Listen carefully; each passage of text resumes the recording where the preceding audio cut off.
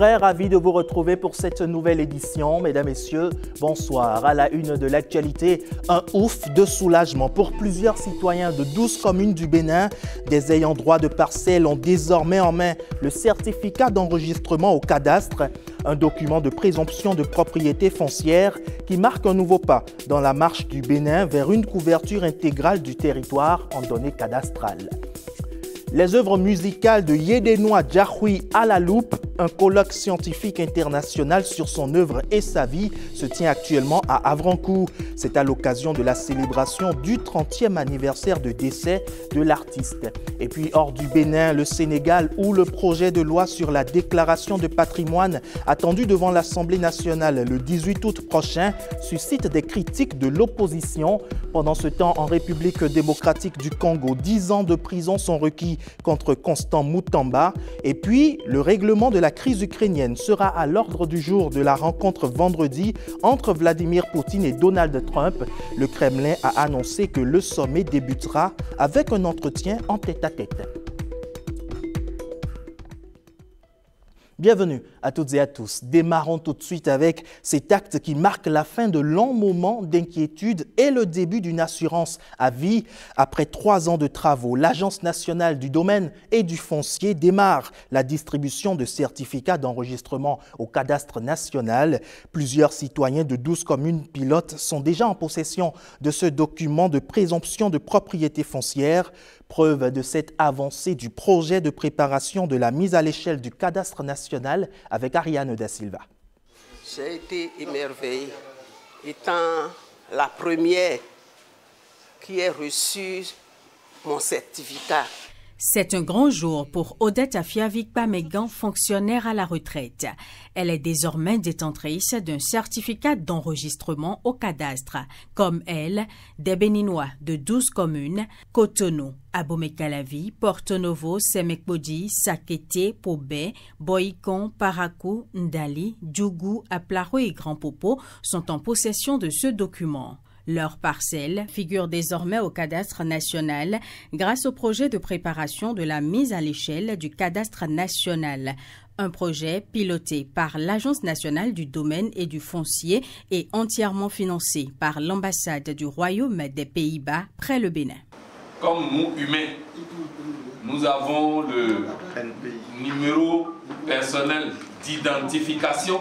Il en est de même pour les parcelles. Chaque parcelle a un numéro unique parcellaire. Ça veut dire que vous ne pouvez plus confondre les parcelles parce que chaque parcelle aura son numéro. Le certificat d'enregistrement au cadastre, c'est la carte d'identité de la parcelle. Il y a de cela 3 ans, on a commencé par la collecte. Après, on a fait l'affichage, on a fait les enquêtes de Komodo. On a procédé à la correction et après la correction, maintenant, on est en train de délivrer les certificats d'enregistrement au cadastre. À Cotonou, l'opération a démarré dans quelques arrondissements. Je crois que c'est un document qui va soulager la peine de nos propriétaires. Je tiens déjà à remercier le gouvernement du président Talon pour cette noble réforme.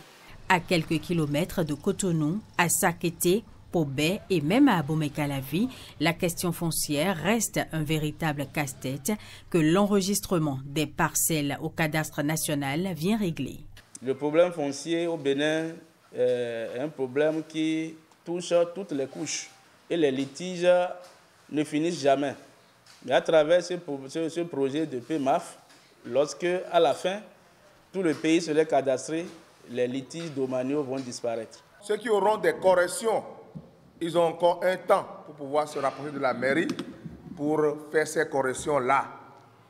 Également, ceux qui ne sont pas encore dans la base ou bien, entre-temps, des domaines qui ont changé de propriétaire, c'est le moment pour vous.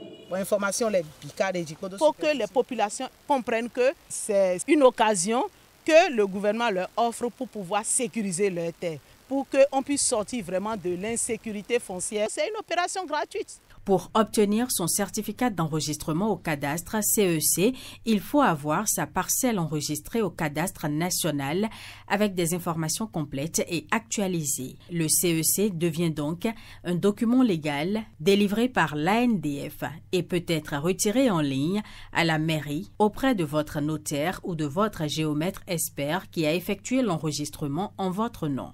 L'avantage du CEC aujourd'hui, lorsque vous l'avez, vous avez plus de facilité à aller au titre foncier que la méthode classique. Le CEC facilite aussi la vérification à distance des informations relatives à une parcelle, permet de vendre ou d'acheter une parcelle avec titre foncier en toute quiétude et prouve que la parcelle est sécurisée. Le SEC, certificat d'enregistrement au cadastre donc, la clé pour sécuriser ces parcelles. Mais quelle impression laisse ce précieux sésame aux ayants droit désormais en sa possession? Vous le verrez, pour la plupart d'entre eux, ce certificat vient à point nommé pour leur garantir la protection de leurs biens fonciers. Voici des propos recueillis par Ariane Da Silva. Je suis impressionné. Je n'ai jamais vu ça. Avoir reçu mon certificat d'enregistrement au cadastre me booste et me rassure. Désormais, je sais quel numéro appeler en cas de problème. On a trop de problèmes liés au foncier. Il nous est même arrivé de perdre des parcelles. Faut faire des allers-retours au tribunal. Cette époque est révolue avec le certificat d'enregistrement au cadastre. J'ai eu le mien et je suis reconnaissante. Je souhaite que tout le monde ait cette chance. Je remercie le président de la République. Ce document est une preuve que je suis propriétaire terrien à Ouedo. C'est important qu'on saisisse cette chance maintenant pour ne pas avoir à débourser de l'argent après pour l'obtenir. Je suis très fier parce que cette la m'avait causé un peu de difficulté. Mais aujourd'hui, je ris. Je suis très content. C'est le moment de remercier notre gouvernement, le gouvernement donc de Patrice Talon. Et je lui souhaite beaucoup de courage dans le travail qu'il effectue tous les jours parce qu'il nous a émerveillés dans tout le Bénin. Ce document prouve que c'est ma parcelle. Personne ne peut me l'arracher. Je suis très heureuse. C'est une grande joie pour moi de recevoir le certificat d'enregistrement au cadastre, un document très important et très précieux. Nous remercions vraiment le gouvernement. J'étais ici maintenant, ça fait plus de 35 ans. Donc, c'est une joie. Ça me garantit que j'ai une parcelle ici. Et actuellement, je suis très heureux. Je ne sais même plus quoi dire.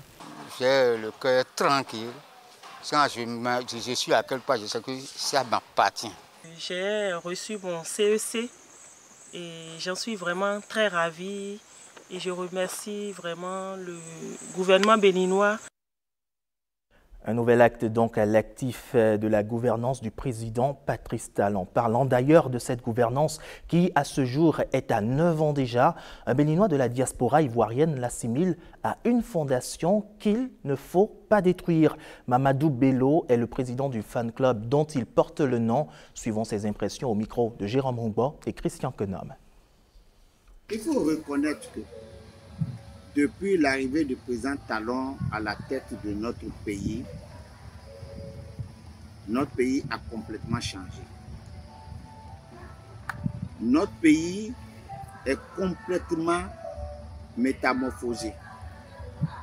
Au point où nous qui sommes de la diaspora, même quand on arrive au pays, on ne reconnaît même plus nos pays, non seulement à cause des infrastructures, même dans nos administrations, vraiment, les gens ont changé. Je donne pour exemple le RAVIP et les passeports pour ce qui nous concerne. Mais aujourd'hui, avec l'opération RAVIP, on a des pièces de qualité et surtout fiables, sécurisées. Et même mieux, quand on ne peut même pas venir au pays, on peut le faire à distance aussi des fois. On peut obtenir certains documents à distance. Aujourd'hui, même les non-béninois veulent la nationalité au Bénin. Mais ce n'est pas pour cela que notre pays est parti. Mais c'est pour continuer l'œuvre qui a commencé. Plus que jamais, le Bénin a besoin de ses fils. Le Bénin, par Dieu, est passé par le président Talon pour nous réveiller. Les Béninois de la diaspora doivent vendre notre pays partout où il se trouve pour attirer les investisseurs, pour attirer le monde au Bénin. Parce que ce qui est en train de faire aujourd'hui, ce n'est pas les routes seulement. Ce n'est pas l'administration seulement qui a changé. Ce n'est pas notre culture seulement qui a été mise en valeur. C'est un ensemble de tout. C'est comme une fondation qui est posée. Il ne faut pas que le peuple béninois pense qu'on est arrivé. Enfin, Talon a fait ses 10 ans. Il a fait ce qu'il a fait. C'est bon, au revoir. Non. Talon n'a fait que poser la fondation d'un édifice. Donc le travail doit se poursuivre. On doit continuer à travailler. Dans l'autre actualité, une reconnaissance d'un engagement citoyen fort pour le développement économique et social. Un homme d'action porte désormais une nouvelle distinction. Le président du CES, Conrad Gbagidi, est élevé au rang de grand officier de l'Ordre national. Retour ici sur le film de port de médaille d'un entrepreneur aguerri en présence de sa famille et d'un parterre d'invités comme Ernest Tétégou et Ulvaïus Balogun. Au nom du président de la République. Une médaille, symbole d'engagement et de loyaux services. Conrad Gbagidi, président du Conseil économique et social, reçoit ici l'une des plus hautes distinctions honorifiques, grand officier de l'Ordre national. Moment solennel, empreint d'émotion et de reconnaissance. Président d'institution, Conrad Gbagidi cumule plusieurs décennies d'expérience dans la vie publique et associative, œuvrant pour le dialogue social et le progrès économique. Vous avez toujours travaillé à réconcilier performance économique et justice sociale en Afrique comme en Europe. Depuis votre élection à la tête du Conseil économique et social, vous avez su redonner souffle et crédibilité à cette institution clé. Cette décoration marque donc un jalon important dans le parcours de Conrad Gbagidi et réaffirme la valeur du service rendu à la nation. Cette distinction est individuelle, certes, mais elle constitue surtout un défi, un appel à l'action. Elle rappelle que le service de la patrie, l'engagement citoyen et la recherche constante de l'excellence sont des valeurs cardinales qui doivent guider nos actions au quotidien. L'Ordre national du mérite est une distinction honorifique qui récompense les mérites personnels et les services rendus à la nation. Écho à présent de la 26e Journée internationale de la jeunesse, instaurée par les Nations unies pour mettre en lumière les enjeux liés à la jeunesse et encourager sa pleine participation au développement. L'édition 2025 n'est pas passée sous silence au Bénin. Les manifestations officielles se sont déroulées à Parakou autour du thème « Autonomisation des jeunes pour un avenir durable ». Retour sur les temps forts de cette journée avec Ekiliru Gunusero et Abdoulafou Idrissou. À l'unisson avec le reste du monde, le Bénin célèbre la Journée internationale de la jeunesse à Parakou, la cité des Kobourou. Une 26e édition placée sous le thème au plan national « Autonomisation des jeunes pour un avenir durable ». Autonomisation des jeunes, nous parlons du présent, nous parlons de l'avenir durable. Donc tout investissement qu'on pourrait faire sur la jeunesse aujourd'hui, tout ce qu'on pourrait faire pour concourir à son autonomisation doit viser son avenir durable. Chaque journée internationale représente une occasion d'informer le public sur les thèmes relatifs à des enjeux majeurs comme les droits fondamentaux, le développement durable ou la santé. Cette 26e édition de la Journée internationale de la jeunesse qui nous permet de faire le point des avancées et des espoirs inachevés, marque aussi le 30e anniversaire du programme d'action mondiale pour la jeunesse. Dans les allées des stands à la place Tabera, les jeunes entrepreneurs présentent avec fierté leurs projets et innovations. C'est aussi pour les autres jeunes une journée inspirante. L'État sait que nous sommes là, se rappelle de nous et a fixé une date spéciale uniquement pour les jeunes. C'est très intéressant. Cette journée m'inspire beaucoup parce qu'en tant que jeune, je me vois en train de me battre, en train de m'investir corps et âme pour assurer en fait l'avenir des générations futures. Cette journée a été un véritable cadre d'échange et d'engagement pour une jeunesse béninoise ambitieuse et résolument tournée vers l'avenir. Et un sujet de grande importance pour la jeunesse, celui de la santé sexuelle et reproductive. L'Agence belge de développement au Bénin, Enabel, continue d'en faire une priorité. En nouvelle preuve, un camp de vacances de 4 jours organisé à Grand Popo à l'intention de cette couche venue du Koufo et de l'Atlantique. Occasion unique de sociabiliser, de distraire, d'apprendre et surtout de penser à l'avenir de ce fer de lance de la nation. Évariste Zomaon, Samirat Chabimane. Au cœur de cet atelier, une préoccupation. Comment lever les capitaux en faveur du développement durable? Pour y répondre, ces acteurs renforcent leurs capacités.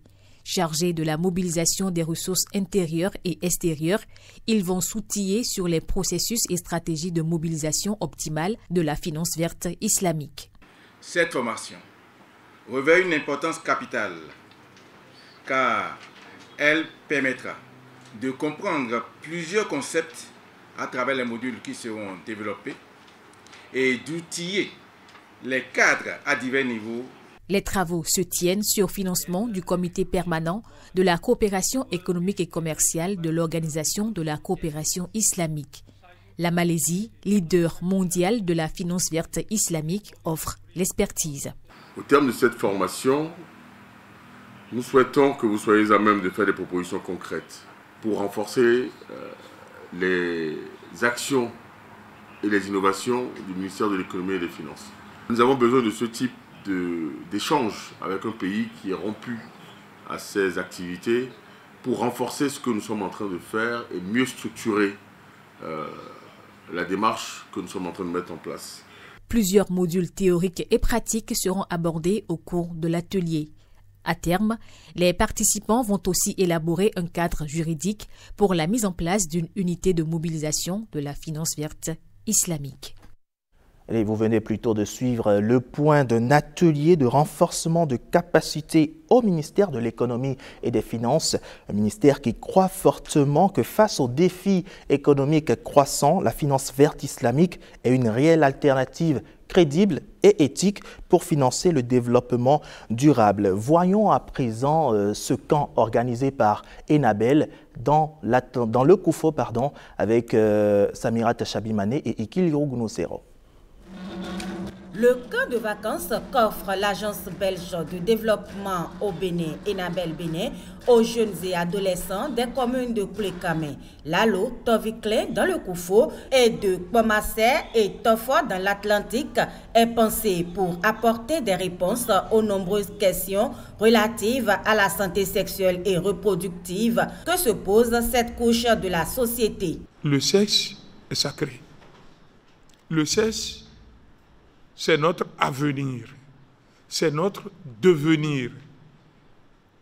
Quand on s'y prend mal, l'avenir devient, qui va me prêter le mot, sombre encore, un mot plus fort, hypothéqué. Au-delà de son aspect distractif, ce camp de vacances est une occasion d'apprentissage, de découverte et surtout de construction d'une jeunesse engagée, capable de contribuer au développement de sa nation.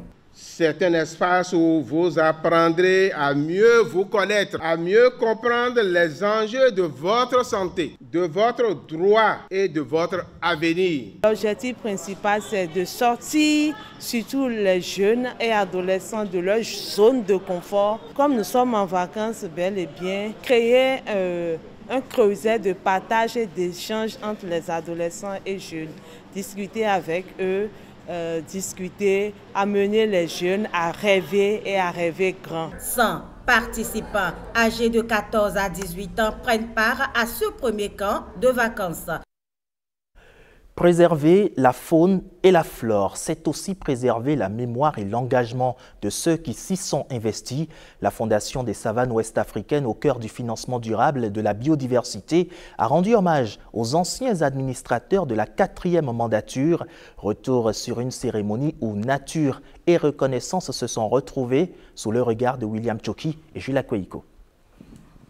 Derrière chaque espèce préservée, chaque hectare de savane protégée, il y a des femmes et des hommes qui, dans l'ombre, ont tenu la barre.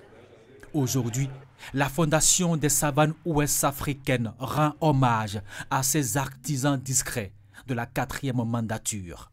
Aujourd'hui, nous avons à sacrifier à cette tradition pour que le passage de la 4e mandature à la 5e mandature reste aussi dans nos annales.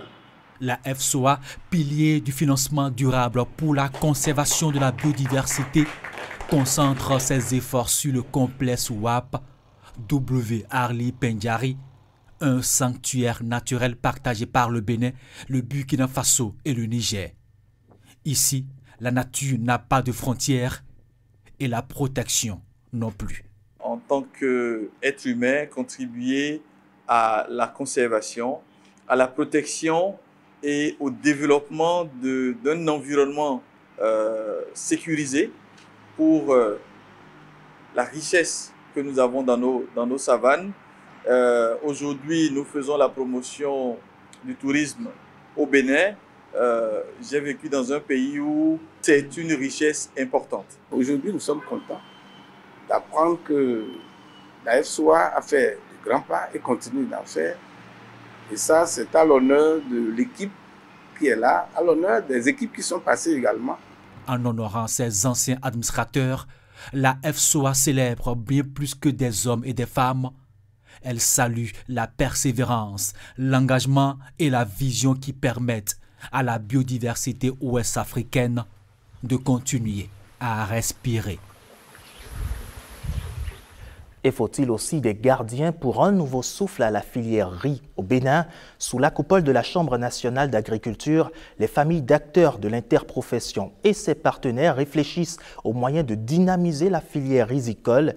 Une retraite de relecture des textes fondamentaux de l'interprofession riz s'est tenue avec l'élaboration d'un guide de sensibilisation des acteurs sur le terrain. Le détail avec Olviga Messan et Aziz Alagbé. C'est une rencontre stratégique, au dire des familles d'acteurs de la filière riz, céréales de grande consommation, deuxième après le maïs au Bénin. La Chambre nationale d'agriculture et ses partenaires dont le projet de développement intégré des chaînes de valeurs agricoles s'accordent à donner du nouveau sang à ce potentiel levier d'autosuffisance alimentaire. L'initiative qui nous rassemble ce jour n'est pas anodine. Actualiser les textes fondamentaux, c'est prendre le temps de vérifier que les principes qui nous guident, nos règles de fonctionnement et nos objectifs restent pertinents face aux réalités actuelles.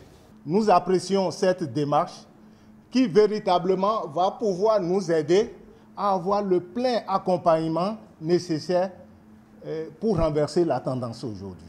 Mais dans tout ça là, les acteurs ont leur mot à dire. Vous avez bien compris ça.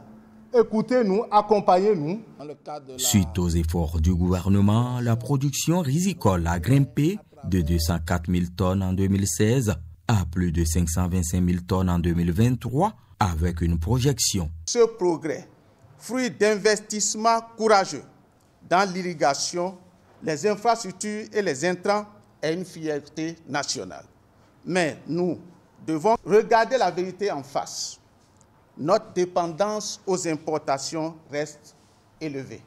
Aujourd'hui, nous jetons les bases d'une gouvernance forte. La contribution de la filière riz à l'entrée des devises n'est plus à démontrer. Cette production est perçue comme un atout majeur, car étant véritablement la matière première dont les industries de transformation nationale ont besoin pour tourner à plein régime De ces échanges va également sortir un guide amélioré de sensibilisation des acteurs, une boussole de mise en œuvre efficace sur le terrain.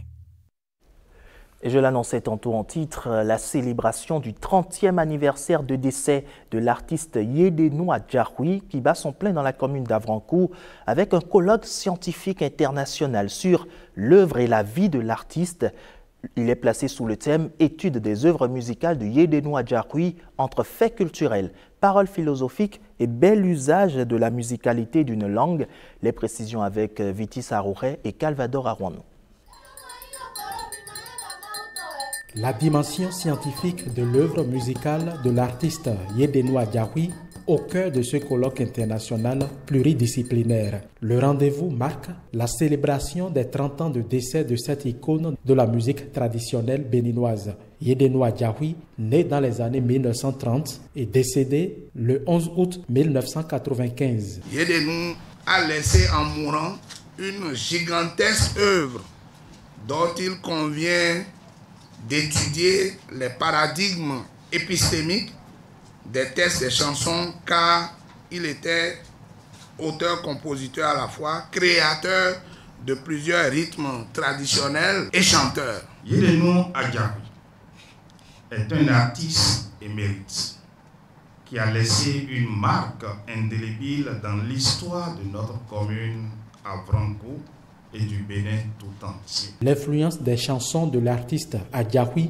considéré comme un philosophe, reste immense sur la musique béninoise. En explorant les textes, les rythmes, les contextes culturels et les philosophies sous-jacentes à l'œuvre de Yédénou Adjaroui, ce colloque nous permettra, j'en suis convaincu, de mieux comprendre ce que nous sommes, d'où nous venons. Quand on examine le répertoire musical de Yédénou Adjaroui, on note une multiplicité de pratiques rythmiques. Selon les sources orales, c'est le rythme djegbi que le grand frère Dramvodou lui a transmis, réalisé avec des cloches, des bouteilles vides et des battements de mains.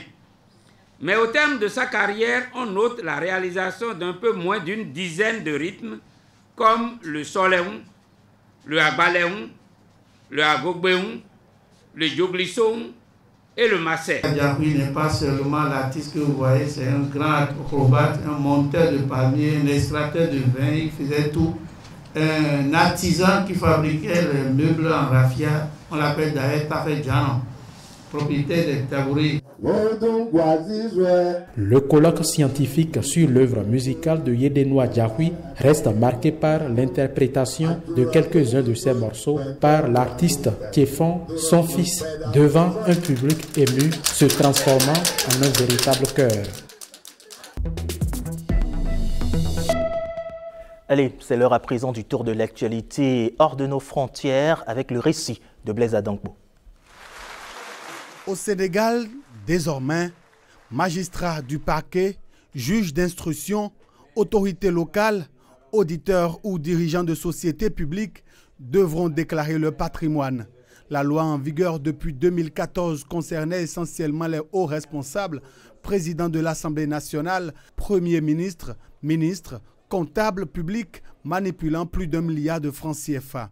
Pour le Parti démocratique sénégalais de l'ex-président Abdoulaye Wade, le test reste insuffisant tant qu'il n'intègre pas l'obligation pour le président sortant de rendre sa déclaration publique.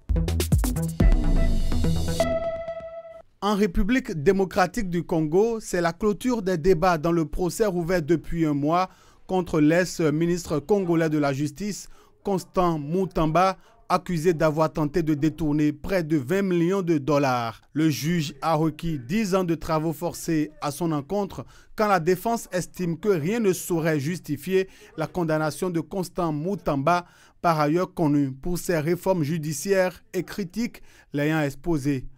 Aux 10 ans de travaux forcés, le procureur a ajouté une autre décennie de privation d'accès à toute fonction officielle après avoir purgé la peine. Dans quel ordre ira l'opposition camerounaise à l'élection présidentielle d'octobre prochain?